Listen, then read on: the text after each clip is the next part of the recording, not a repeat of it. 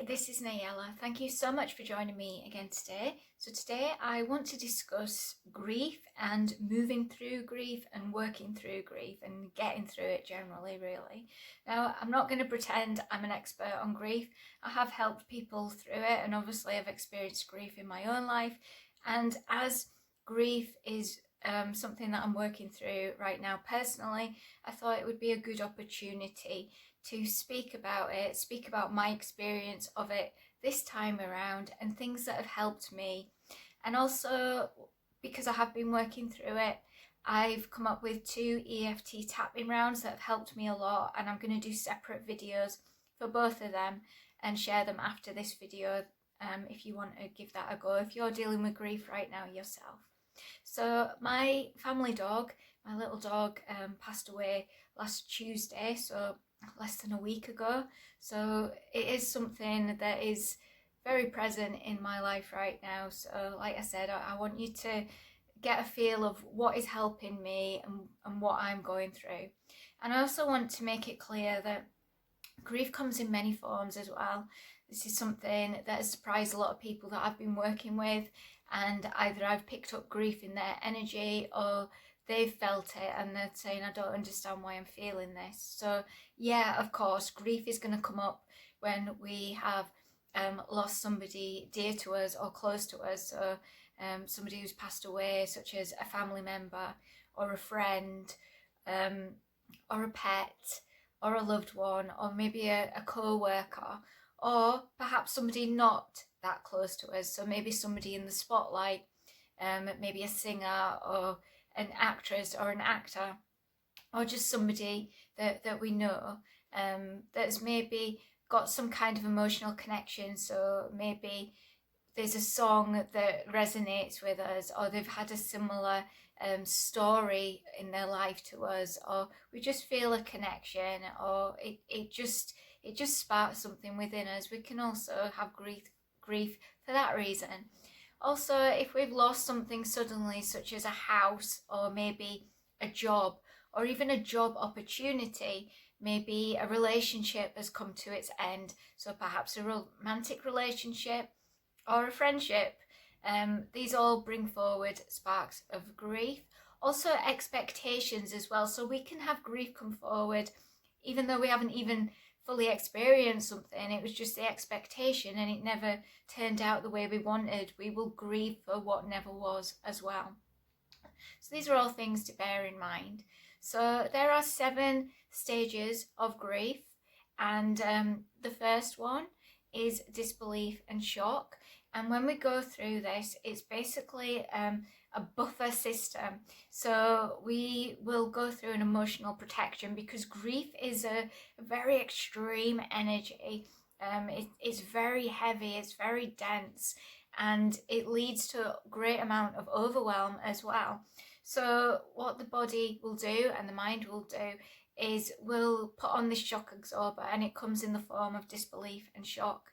So when I found out that my little dog was coming to the end of her life, I went into total disbelief. I didn't want to believe it, and obviously shock as well.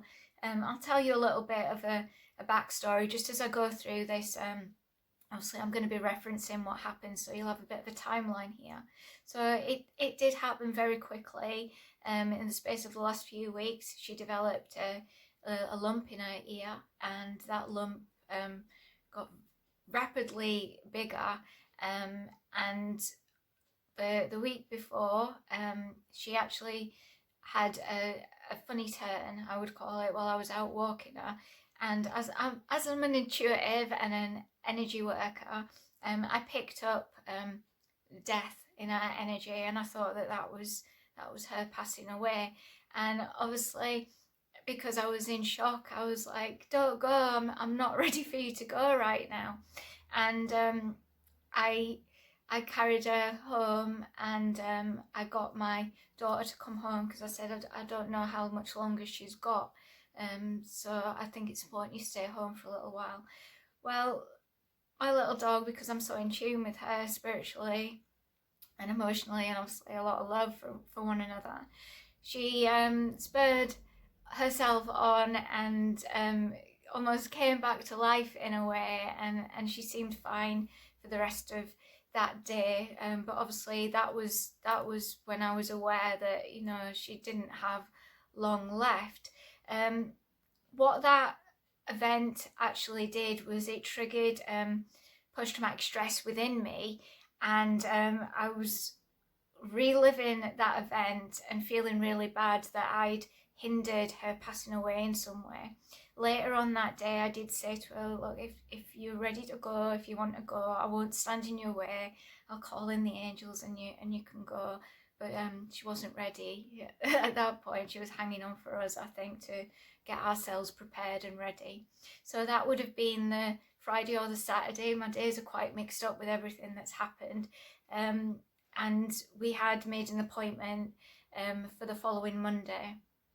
So the Monday came, and the vet agreed with me, you know, that it was, you know, pretty big, and they suggested an operation, and they made it clear that they would be having to take out the whole of the inside of her ear, so the inner ear. So it was pretty invasive, and there was no guarantee that a growth or a tumour such as that would not come back again in another part of our body, or perhaps the other ear. So we got back from the vet, and again I was in total disbelief, or moving into the next phase, which is denial. So obviously, with the way things have happened in the world, many people are dealing with financial issues. I'm not alone there. So I decided, obviously I couldn't get all the money straight away for the operation. So I was like, okay, so I'll set up a GoFundMe, and I'll put it on the internet. I'll do a video about it. We'll get this money so we can have the operation. And my mum, because she'd been on holiday when my little dog had a funny turn, when Millie had a funny turn, she hadn't known what had happened a few days before, and she was like, if only we could know what Millie wanted. And I just burst into tears and had to go outside because it was just too intense. And I was already going through the grieving process before she'd even left, and I was like, I do know what she wants. She's ready to go. She's at the end of her life, and I realised, like, it would be so selfish for us to put her through the operation when there's a good chance she would have neurological damage and wouldn't be the same. She wouldn't have the same quality of life. She's a very active dog, loved to be out in nature, running and doing things and enjoying her life. And the thought of her not being able to do that, it really hit home, and I realised that the best thing for us to do would be to put her to sleep. So we phoned up the vet the next day and let them know what we decided to do, and we had arranged to see the surgeon that day, later on that day at 4:30, and when we decided what we was going to do, there was also an appointment for her to go that same day to be put to sleep. And I decided to get it done straight away because I knew the mind would start pushing that idea away, because obviously we love her so much and we didn't really want her to go, but we knew that that was for the best. So I took her for her last walk, me and her for their last walk that day. And it did really hit home again, you know, how much her health had deteriorated so quickly, like within days. Because normally when I let her off the lead, like, she would have a sniff around behind me and I would keep walking, and like within a short period of time, she would literally bolt past me and run and sprint ahead. And so I was waiting for her to come and sprint past me, and she never did. And I looked behind and she was struggling to walk. So I knew that we'd made the right decision, the best decision, and that it was important for us to let her go. So obviously there was guilt and pain because I thought I'd stopped her from being able to pass away when her time was right. So I kept having flashbacks of that, and Metatron helped me through that. And he was basically saying that this was the better way because it was less traumatic on my daughter, because it would have been very traumatic for my daughter to see me walk home with a her dead body after she's had that funny turn. And obviously my mum was on holiday as well, so we would have been left with the body of Millie and not really fully knowing what to do because we wouldn't have been in the right mental space for that. So what I did then was started planting in the seed to think of Millie in all her happier times, so her running in the long grass and enjoying life. So obviously these waves of grief and guilt and pain were very extreme.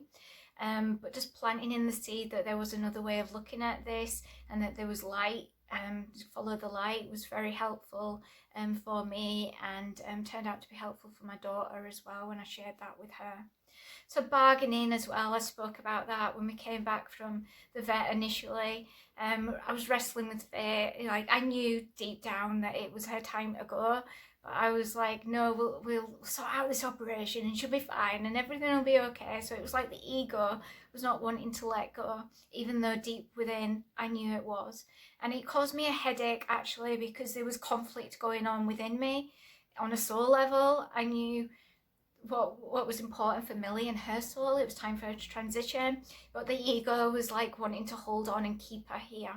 Anger, not really so much with me right now. Feeling helpless and powerless, absolutely, which can trigger the anger. And my little daughter experienced a little bit of anger the other day, and then depression. So this is really important, that you let yourself feel everything. This is something that I said to my daughter. No matter what you feel, it's important to speak about it. Do not hold it in. Just keep sharing. Share with me, share with your nana, share with your friends. Just keep speaking. Keep that communication going. And then we go on to the last stage, which is acceptance and being able to move forward. So on the Monday, when I knew it was time to let Millie go, and that the next day, that would probably be our last day, I decided to start cutting cords. These are energetic cords that we get between us and a person that we love, or a person that we are emotionally connected to, or just to form a relationship with. We get these energetic cords, and I wanted it to be as painless as possible, not only for myself but also for Millie as well, because she would feel tethered to me because we had such a close bond. So I started cutting the cords so that the next day would be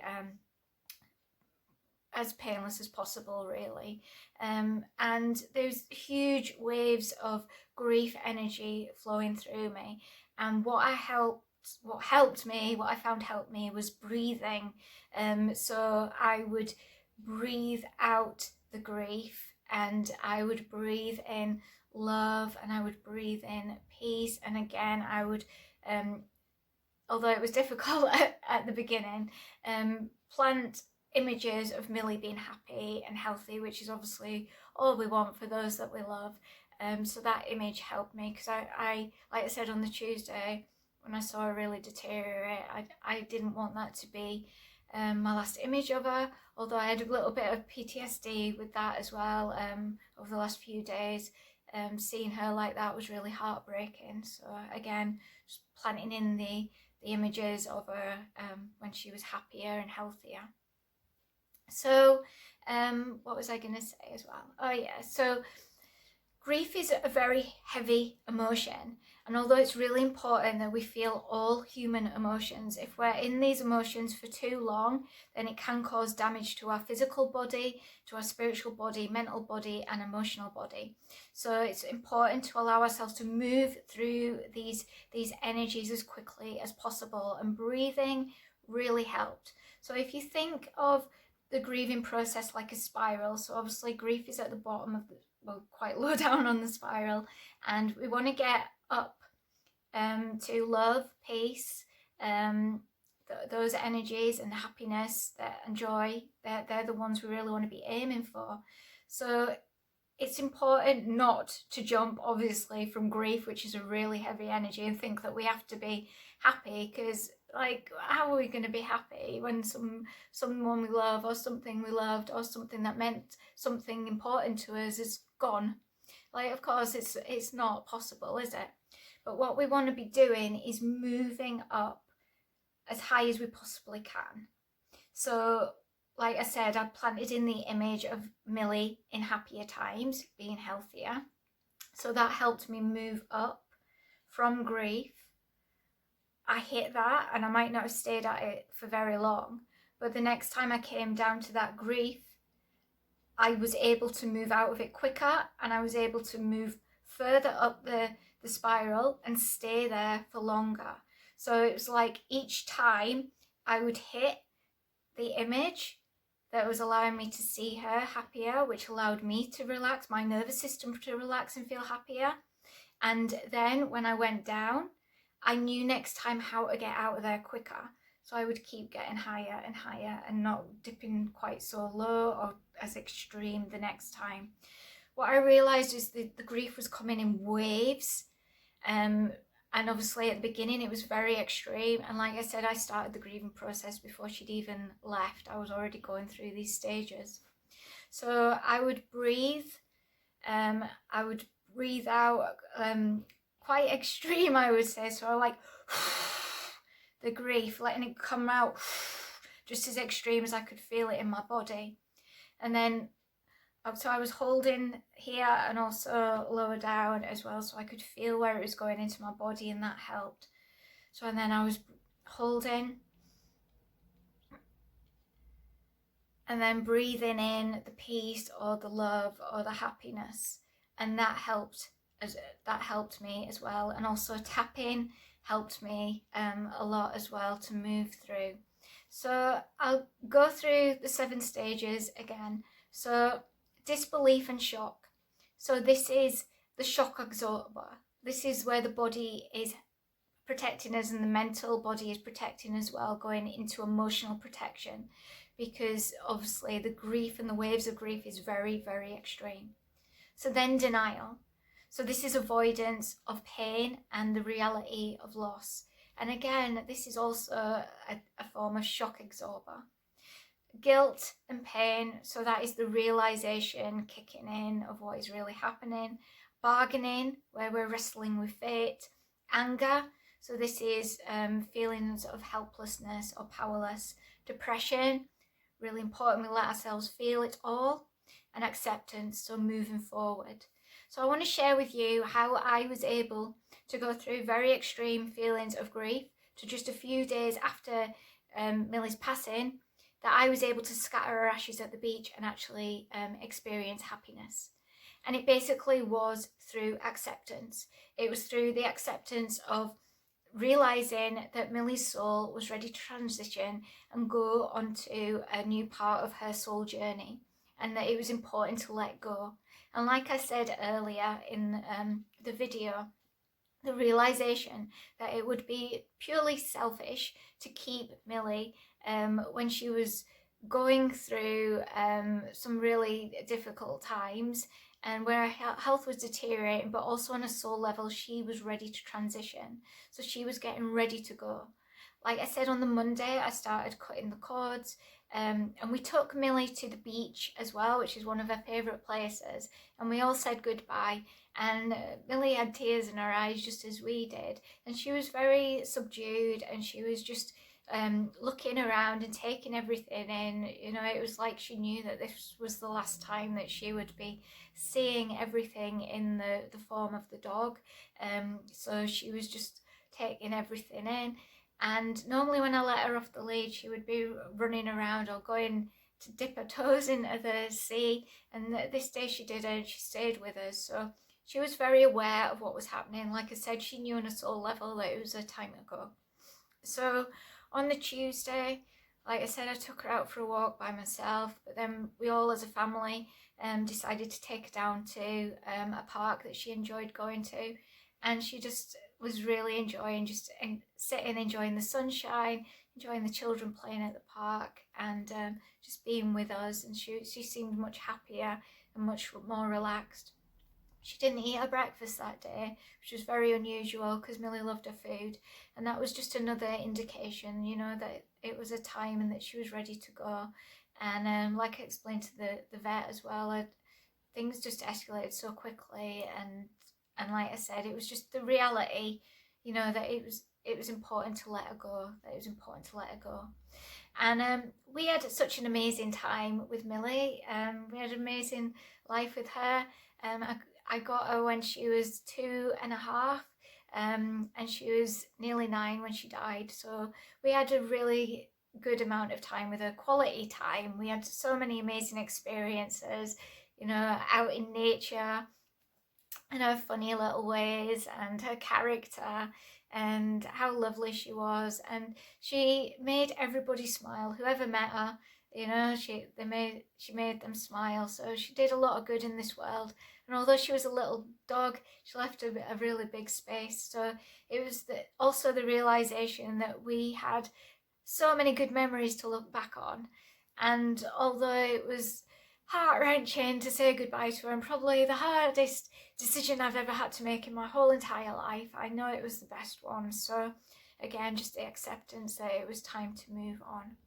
So also at one point I realized that the body was experiencing the grief as well. The body was going through its process. It's like mentally and on a soul level, I prepared and I was accepting and I was ready, but the body wasn't, because the body is connected to the human story, the human experience, and also our avatar story as well. So Nayalla is the human who had Millie, and we had that connection, and she was my companion. So I was just literally putting my hands on my body and just talking to my body. You're safe. It's all right. It's time to let go. Everything's going to be okay. Everything's fine. Millie's not going anywhere. Energy never dies. Energy just changes form. And I was just reminding my body this on a cellular level, and then everything just slowed down, and I felt more relaxed. And like I said, these waves of grief were very extreme, and I could feel it in every part of my body. So it was just about literally placing my hands on my body and let myself know that I was safe. And yeah, like I said, the tapping really helped, which I'm going to share with you. So I hope that has helped you. I think I've shared everything that I wanted to. Like I will say again, whatever you are going through, whatever you're experiencing, don't let anybody tell you that you're silly for experiencing grief. Like, I know some people will think, how could you be grieving over a dog? But you know, she was part of my family. She was part of my life, and I loved her very, very much. So whatever you are grieving for, it's okay. It's perfectly okay to have these feelings of grief, be it losing a job, be it losing a home, be it just not experiencing something that you thought you was going to experience, a relationship, you know, as well as people and pets that have passed away. What you're feeling is very valid, and you are justified to feel that. All of it. The disbelief, the shock, the denial, the guilt and the pain, the bargaining, the anger, the depression. All of it. Allow yourself to feel all of it. Do not push any of it away. And like I said before, you know, the grief energy can do a lot of damage because it's very intense, very dense energy. And, you know, I've experienced grief a lot in my life with various things, and it was very liberating this time to be at a certain stage of my life where I was able to take a step out of the experience and become the observer and be able to help myself in such a way, and also be able to help my daughter as well, because it was her first experience of losing somebody close to her as well. So it was nice to be able to share this with her. And I think what I'm going to do as well is do a video with my daughter and get her to share what has helped her and her experience of it as well, so that we know as parents, guardians and caregivers how best to help children, and children as well, to hear from another child her experience. I think that's going to be really helpful. So I'm going to leave that there. You're not alone if you're going through grief. Go through it together. We'll get through it together. Everything's going to be all right. It's painful. It is, of course it is, but there's better days ahead, and keep going back to those good experiences if you can, or if it's not appropriate for you to be able to do that for whatever reason, being whatever it is, then allow yourself to go into a place of allowing the thing you want. So be it a job or a house or a new relationship.